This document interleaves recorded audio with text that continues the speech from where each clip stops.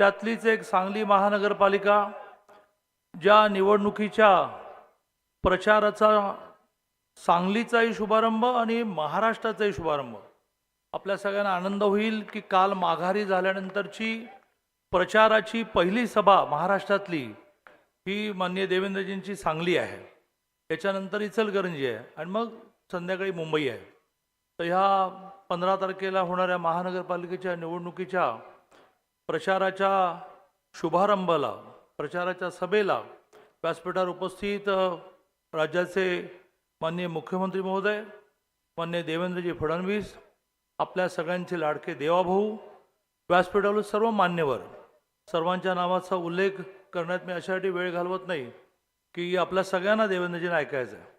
आणि मोठ्या प्रमाणावर उपस्थित व्यासपीठावरील मान्यवर, सर्व उमेदवार की जे उमेदवार जातीचा विचार केला तर सगळ्या जातीचे आहेत, महिला पुरुष विचार केला तर ज्या महिलांना आरक्षण द्यावं लागतं त्या आरक्षणापेक्षा जास्त तो पुरुष सर्वसाधारण असतानाही आग्रहाने ती महिला त्या ठिकाणी चांगली लढू शकते. त्यामुळे मोठ्या प्रमाणावर पुरुष महिला ह्या विषयामध्ये महिलांना प्राधान्य असेल, जातीचा समतोल असेल, आर्थिक समतोल असेल, असा सगळा समतोल असणारं जे पॅनल तयार झालं त्याचे सर्व उपस्थित मान्य उमेदवार आणि दुपारची वेळ सभेला सोयीची नसते असं असताना सुद्धा इतक्या मोठ्या संख्येने उपस्थित बंधू आणि भगिनींनो, माझ्या आधी सुरेश भाऊंनी आणि सुधीरदादांनी उल्लेख केला की गेल्या वर्षी इतिहासात पहिल्यांदा सांगली महानगरपालिका, आधी नगरपालिका मग महानगरपालिका झाल्यानंतर पहिल्यांदा भारतीय जनता पार्टीचा ब्रँडेड कमळ चिन्हावरचा महापौर झाला. 38 जागा लागत होत्या महापौर व्हायला, आपल्याला 41 मिळाल्या. 2 अपक्ष येऊन 43 झाल्या. 2.5 वर्ष अतिशय उत्तम काम करू शकलो. काही जणांनी दगा दिला, त्यातून महापौर बदलला, पण स्टँडिंग कमिटी चेअरमन आपला राहिला. 5 वर्ष पूर्ण नाही असं असताना सुद्धा खूप मोठी कामाची यादी सांगता येईल. ज्या कामाच्या भरवशावर केंद्रातलं माननीय मोदीजींचं काम, राज्यातलं माननीय देवेंद्रजींचं काम आणि केवळ 2.5 वर्ष मिळाल्यानंतर, म्हणजे आपला उल्लेख केला सुरेश भाऊनी की सरकार आल्या आल्या माननीय देवेंद्रजींनी रस्त्यासाठी 100 कोटी रुपये दिले, असं तिन्ही स्तरावरचं काम इतकं प्रचंड झालं आहे. आणि त्यामुळे विजय आत्ताच झाला याचं एक मोठं उदाहरण म्हणजे सगळ्यांना एकत्र यावं लागलं. शोधून शोधून शोधून शोधून तू पण ये, तू पण ये, तू पण ये, तू तिकडे कुठेतरी गावाला आहेस तर गावाहून ये, इथे बॅग घेऊन राहा, तू आमचं, म्हणजे जे एकमेकाची तोंड बघत नव्हतं असे सगळे राष्ट्रवादी, पवारांची राष्ट्रवादी, मग शिवसेना, असे सगळे घटक एकत्र आले आहेत. आधी आणखीन मोठी होईल, कारण ती जेवढी मोठी होईल तेवढं लढता येईल ना, काही उपयोग होणार नाही. माननीय देवेंद्रजींचं महाराष्ट्रातलं काम, देवेंद्रजींचं सांगलीकडे असणारं लक्ष, याचा विश्वास सर्वसामान्य माणसाला आहे. आणि त्यातून प्रचंड मोठ्या संख्येने भारतीय जनता पार्टी केवळ RPIला बरोबर घेऊन, भारतीय जनता पार्टीच्या बाबतीमध्ये शिवसेनेने असा आरोप केला की हे अधिक जागा द्यायला तयार नाहीत. पण भारतीय जनता पार्टी जागा देण्याच्या बाबतीत किती लिबरल आहे की जगन्नाथ ठोकळे हे RPIचे नेते कार्यकर्ते, यांना द्यायला रिझर्व्ह जागा नाही तर ओपनमधून, कारण ते कर्तृत्वान आहेत, ओपनमधून जगन्नाथ ठोकळेंना उमेदवारी देऊन RPI बरोबर भारतीय जनता पार्टीने युती केली. आणि त्यामुळे आम्ही सगळ्यांना सामावून घेणारे आहोत. ज्यांचं एकही जागा गेल्यावर निवडून आले नाहीत त्यांनी किती जागा मागायच्या, ज्यांच्या आल्या परंतु विखुरलेल्या गेल्या इकडे इकडे इकडे, त्यांनी किती मागायच्या. आणि त्यामुळे आमच्या कार्यकर्त्यावर अन्याय करून तर आम्ही युती करू शकत नव्हतो. शेवटी एकच मुद्दा मांडून मी माझं बोलणं संपवेन. माननीय देवेंद्रजींनी निवडणुकांची एक नीती, एक धोरण आमच्यासमोर मांडलं की निवडणूक विकासावर आपल्याला न्यायची, विशेषतः युतीतल्या पक्षांनी एकमेकावर टीका बिलकुल करायची. पण सुरुवात झाली टीका करायला. ते आता किती चालणार आहे, कुठे थांबणार आहे याचा अंदाज घेऊन ठरवू. परंतु नगरपालिकांच्या निवडणुकामध्ये टीका करण्याने असं म्हटलं की तिजोरीची किल्ली आमच्याकडे आहे. मी भोरच्या सभेमध्ये मांडलं आणि ते खूप महाराष्ट्रामध्ये चाललं की तिजोरीची किल्ली तुमच्याकडे आहे, परंतु तिजोरीचा मालक आमच्याकडे आहे. आता असं म्हणेन, घरला जायचंय का, असं म्हणणाऱ्यांना मी असं म्हणेन की मुख्यमंत्री पण आमच्याकडे आहेत आणि गृहमंत्री पण आमच्याकडे आहेत. त्यामुळे दमात घेऊ नका आणि हलक्यात पण घेऊ नका. अतिशय चांगले मेहनतीने राबणारे कार्यकर्ते हे उमेदवार म्हणून दिलेले आहेत आणि सगळ्यांच्या मागे खंबीरपणे उभं. मी अनेक वर्ष माननीय देवेंद्रजींबरोबर काम करतो. एखाद्याच्या मागे उभं राहणं म्हणजे काय? इथे असणाऱ्या एकनेक उमेदवाराला, कार्यकर्त्याला, नेत्याला मी विश्वास देतो. असे जे कोणी दमदाटी करणारे असतील, रात्री बेरात्री आपण देवेंद्रजींना फोन करूया. तर म्हणजे मी पालकमंत्री आहे, मीच पुरेसा आहे. पण नाही भागलं तर देवेंद्रजींना फोन करू. त्यामुळे हुशाऱ्या करणाऱ्यांनी, दम देणाऱ्यांनी जरा विचार करून आपलं काम करावं. आम्ही आमचं काम करतो, आम्ही आमच्या कामावर म्हणतो. कुठे यादी आहे नंतर प्रेसला देतो, पण कामावर आपण लढूया. जय हिंद, जय महाराष्ट्र. धन्यवाद दादा. आदरणीय दादा आणि बोलल्यानंतर आता यानंतर आपल्या सर्वांचे लाडके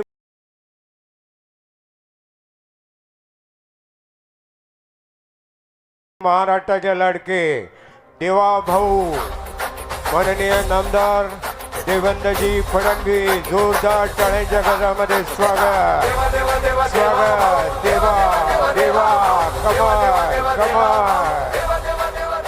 भारत माता की, भारत माता की. हिंदवी स्वराज्याचे सरसंस्थापक छत्रपती शिवरायांना मानाचा मुजरा करतो.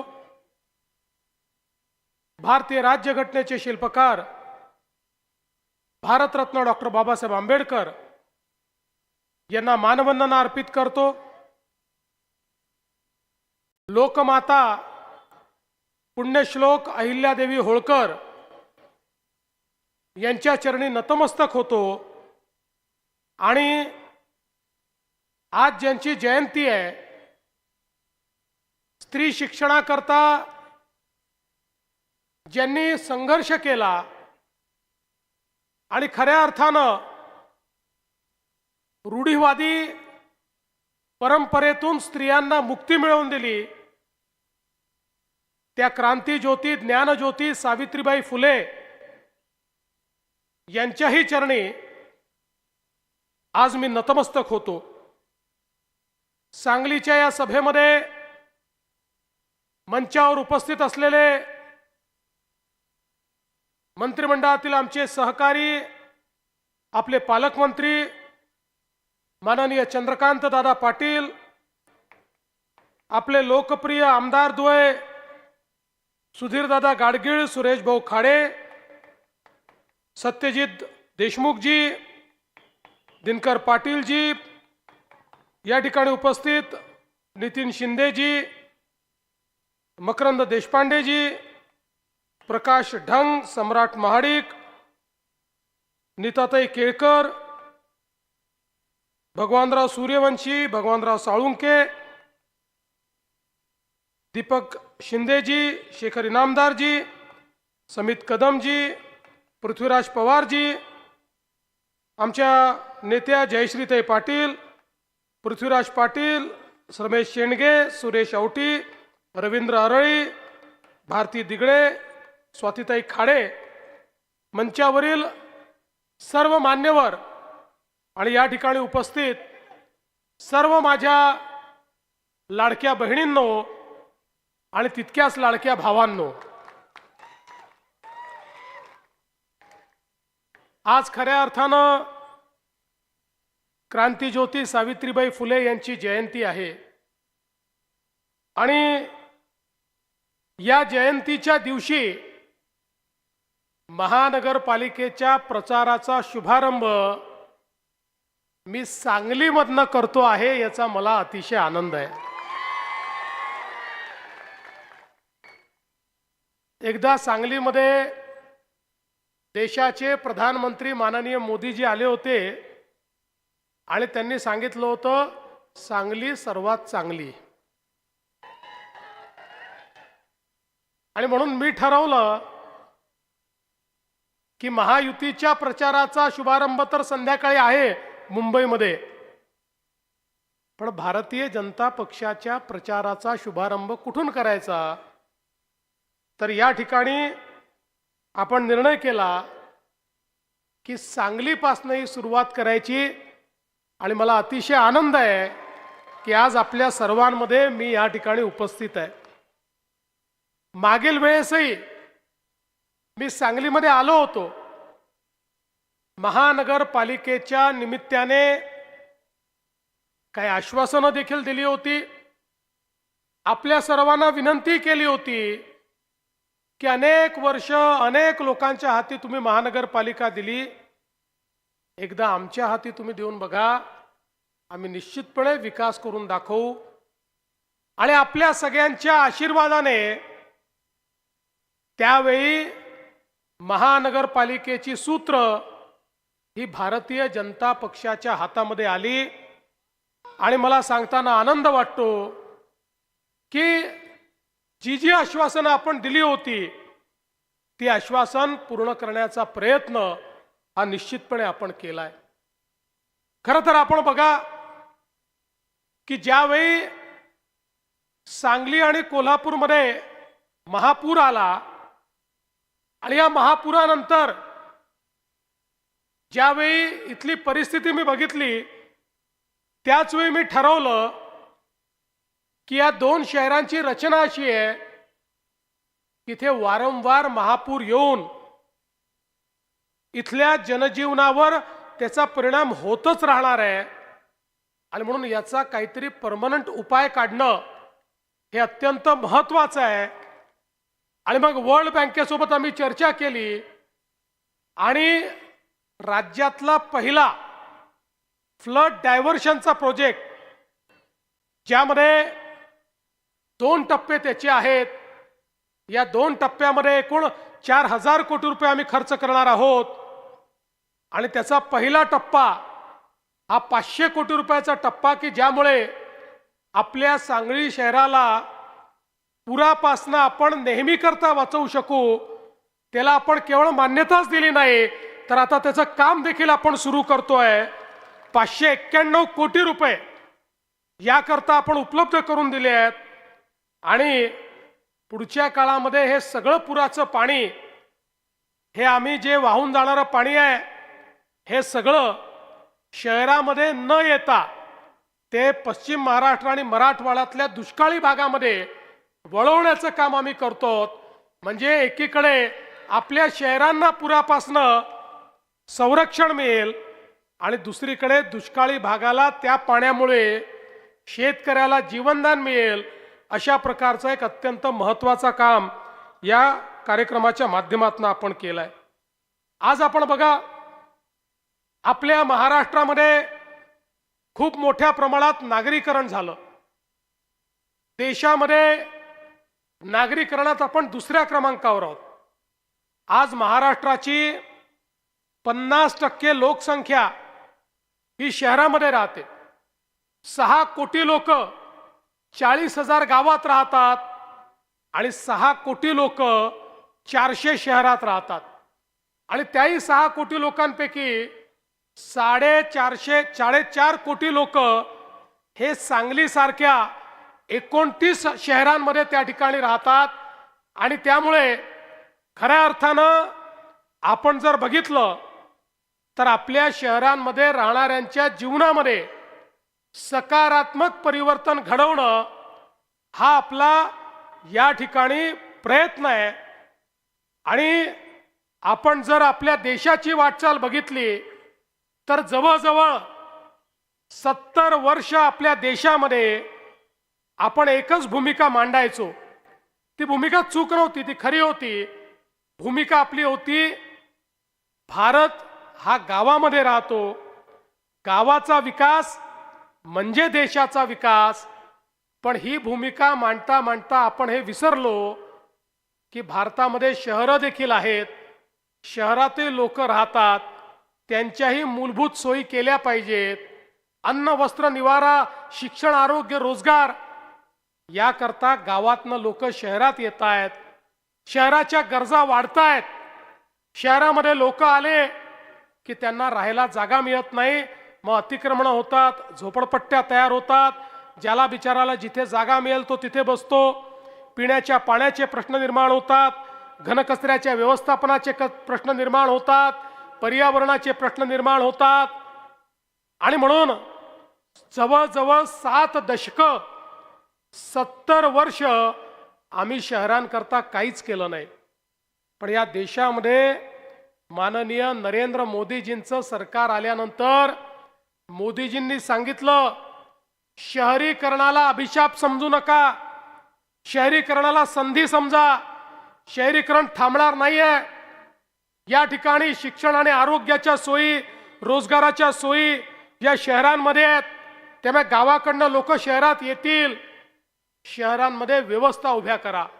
येणाऱ्या लोकांकरता, गरिबांकरता, मध्यमवर्गीयांकरता त्या ठिकाणी सुखसोयी तयार करा. आणि म्हणून या देशामध्ये मोदीजींनी सांगितलं, देशाचा 65% GDP हा शहरामध्ये तयार होतो. वस्तू सेवांची निर्मिती, रोजगाराची निर्मिती ही शहरामध्ये तयार होते. आणि म्हणून आपण शहरातल्या गरिबांना आणि मध्यमवर्गीयांना जर त्यांचं जीवनमान उंचावेल अशा प्रकारच्या व्यवस्था उभ्या केल्या तर आपली शहरं हीच पुढच्या काळामध्ये विकासाची केंद्र बनतील. आणि म्हणून पहिल्यांदा माननीय मोदीजींनी देशामध्ये शहराच्या विकासाकरता योजना उभ्या केल्या. मग त्या ठिकाणी खऱ्या अर्थानं स्मार्ट सिटीची योजना असेल, अमृत शहरांची योजना असेल, प्रधानमंत्री आवास योजना शहरी असेल, स्वच्छ भारत योजना शहरी असेल, अशा वेगवेगळ्या योजनांच्या माध्यमातून मोदीजींनी मोठ्या प्रमाणात शहरांना पैसे देणं सुरू केलं. लाखो कोटी रुपये आता शहरांकरता या ठिकाणी उपलब्ध व्हायला लागले. एकट्या महाराष्ट्राचा विचार केला तर जवळजवळ 30-35 हजार कोटी रुपये हे मोदीजींनी आपल्या महाराष्ट्राकरता, मग पिण्याच्या पाण्याच्या योजना असो, शहरामध्ये भुयारी गटाराच्या योजना असो, शहरामधलं घनकचऱ्याचं व्यवस्थापन असो, शहरातल्या गरिबाला घर देण्याचा विषय असो, या सगळ्या गोष्टींकरता आपल्याला उपलब्ध करून दिल्या. आणि महाराष्ट्रातली शहरं ही बदलायला लागली. आज आपण बघा, पिण्याच्या पाण्याच्या इतक्या समस्या शहरांमध्ये निर्माण झाल्या, पण गेल्या 10 वर्षांमध्ये अनेक शहरांना आपण त्या ठिकाणी पिण्याच्या पाण्याच्या योजना दिल्या. आणि आता तर आपल्या शहराची देखील जी काही वाढती गरज आहे, ही गरज लक्षात घेऊन त्या ठिकाणी वारणा उद्भव योजना आपण तयार केली आहे. जवळपास 454 कोटी रुपये या योजनेला लागणार आहेत. आता योजना आमच्याकडे मान्यतेला येते आहे. काळजी करू नका. सांगलीतल्या प्रत्येक घरामध्ये नळ उघडल्यानंतर पिण्याचं पाणी पोचलं पाहिजे, याकरता या योजनेलाही मान्यता ही त्या ठिकाणी देण्यात येईल. एवढंच नाही तर आता महानगरपालिकेची इमारत देखील इतकी जुनी झाली आहे की या इमारतीमध्ये खऱ्या अर्थानं एक आधुनिक शहर कसं तयार करायचं हा प्रश्न आहे. आणि म्हणून सांगली महानगरपालिकेवर आपल्या आशीर्वादानं आपला झेंडा लागला की पहिल्यांदा महानगरपालिकेला नवीन इमारत देखील आपण त्या ठिकाणी देऊ. आज आपल्याला माहिती आहे, मागच्या काळात रस्त्यांकरता आपण पैसे दिले, गटारीकरता आपण पैसे दिले, मोठ्या प्रमाणामध्ये आपण वेगवेगळ्या प्रकारच्या योजनांकरता पैसे दिले, सुशोभीकरणाकरता पैसे दिले. सांगली, मिरज, कुपवाड या शहराच्या विविध भागांमध्ये आज जे एक परिवर्तन आपल्याला पाहायला मिळतं, या शहराला शहराचं स्वरूप हे प्राप्त झालेलं आपल्याला पाहायला मिळतं. या सगळ्याच्या पाठीमागे मागच्या काळामध्ये आपल्या शहराने दिलेले पैसे आहेत. आणि म्हणून मगाशी आमदार साहेब, दोन्ही आमदार असं म्हणत होते की मागच्या वेळी तुम्ही सांगितलं आणि पैसे दिले, आता देखील तुम्ही घोषणा करा. मी घोषणा एवढीच करण्याकरता आलो आहे, तुम्ही महानगरपालिका निवडून आणा, तुम्हाला कुठल्याच कामामध्ये पैशाची कमतरता राहणार नाही. हे शहर आपल्याला आधुनिक शहर तयार करायचं आहे. या शहरामध्ये मूलभूत सोयी ज्या आहेत, आपल्या इथलं संपूर्ण सांडपाणी हे नदी नाल्यामध्ये न जाता त्या ठिकाणी खऱ्या अर्थानं प्रक्रिया होऊन ते जे पाणी आहे त्याच्या STPच्या माध्यमातनं त्या पाण्यामधलं त्यातली विष्ठा दूर करून आणि त्यातलं शुद्ध झालेलं पाणी हेच आपल्या नदी नाल्यांमध्ये आणि विहिरींमध्ये गेलं पाहिजे. या दृष्टीनं आपल्याला पुढच्या काळात कारवाई करायची आहे. घनकचऱ्याचा एक प्रकल्प आपण केलाय, पण 100% आपला घनकचरा जो आहे या घनकचऱ्यावर प्रक्रिया करून त्या माध्यमातनं आपल्याला खत निर्मिती करायची आहे. त्यातनं आपल्याला पेलेट्सची निर्मिती करायची आहे. कोळशासारखे पेलेट्स, जे पेलेट्स खऱ्या अर्थानं मोठ्या प्रमाणात आपल्या वीज निर्मिती करता लागतात, ते आपल्या घनकचऱ्यापासून आपल्याला तयार करायचे आहेत. सांगली शहर हे स्वच्छ शहर असलं पाहिजे, या दृष्टीनं आपल्याला मोठ्या प्रमाणात काम करायचं आहे. आणि एवढंच नाही तर आता इथे आपली स्वप्न संपत नाही. मूलभूत गरजा ज्या आहेत त्या तर पूर्ण करायच्याच आहेत, पण पुढच्या काळामध्ये सांगलीच्या या क्षेत्रामध्ये आमची जी मुलं सातत्याने पुण्यामध्ये IT इंडस्ट्रीमध्ये जातात, आम्हाला IT इंडस्ट्री सांगलीमध्ये कशी आणता येईल याचाही प्रयत्न हा येत्या काळामध्ये आपल्याला करायचा आहे. आणि खऱ्या अर्थानं इतके वर्ष कौलापूरला आपण जागा घेऊन ठेवली, पण तिथे विमानतळाचा थांगपत्ता नाही. अनेक वर्षापासून आपली मागणी होती. मध्यंतरीच्या काळामध्ये दादा आले, आपले सगळे आमदार आले, सगळ्यांनी सांगितलं तुम्ही सगळीकडे एअरपोर्ट करताय, आमच्या सांगलीनं काय घोडं मारलं, आमच्या सांगलीला काय एअरपोर्ट होत नाही.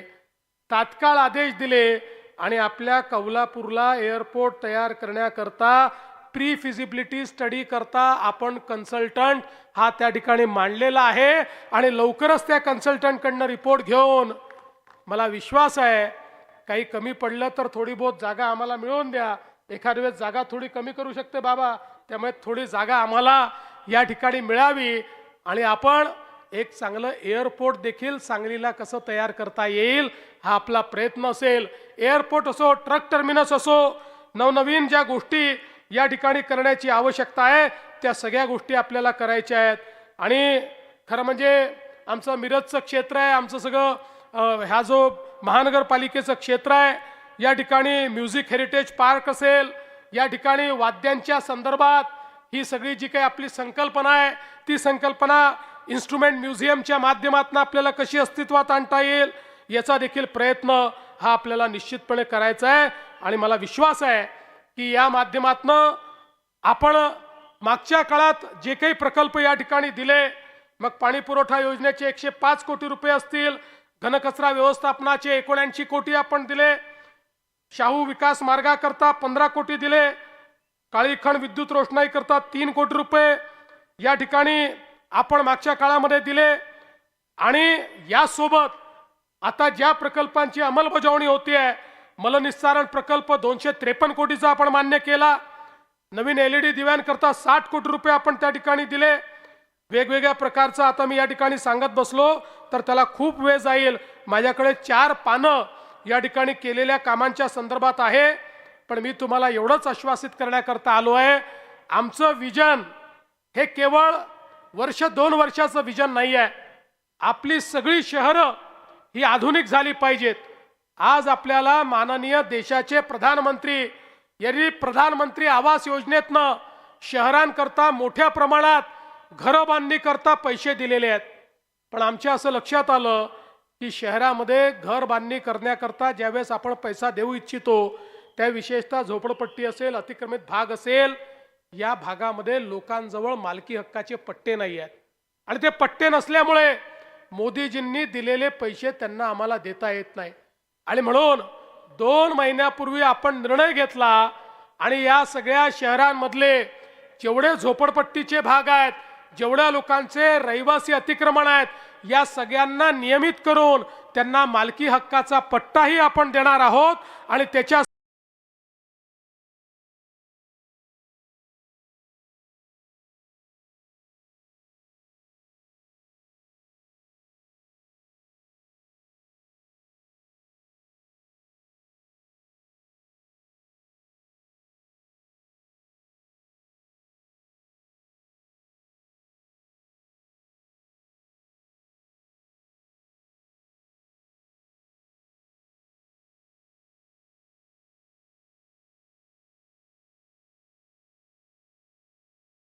सोबत ज्याचं कच्चं घर आहे त्याला पक्क घर बांधण्याकरता देखील पैसा देण्याचा निर्णय आपण केलेला आहे.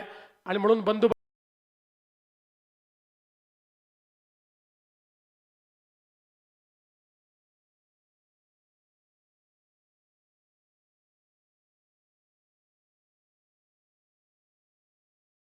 भगिनींनो, तुम्हाला एवढीच विनंती करण्याकरता आलो आहे. 5 वर्षात आम्ही केलेलं काम आपण बघितलेलं आहे. 5 वर्षात झालेलं परिवर्तन आपण बघितलेलं आहे. त्यानंतर त्याच्यामध्ये काही खंड पडलेला देखील आपण बघितलेला आहे. पुन्हा जबाबदारी मिळाल्यानंतर पुन्हा विकासाला आम्ही गती दिलेली आहे. आता पुढचे 5 वर्ष ही गती जर थांबू द्यायची नसेल तर या ठिकाणी भारतीय जनता पार्टी, रिपाई, जनसुराज्य अशा प्रकारची आपली जी युती आहे, या युतीचे उमेदवार हे आपण निवडून द्यावेत. आणि खऱ्या अर्थानं आपण सगळ्यांनी लक्षात घ्यावं.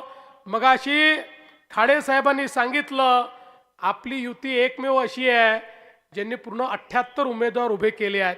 बाकी कोणाला 50 देखील उमेदवार सापडले नाहीत. अशा प्रकारची परिस्थिती आहे. आणि म्हणून आता पूर्ण बहुमताने ही महानगरपालिका तुम्ही आमच्याकडे द्या.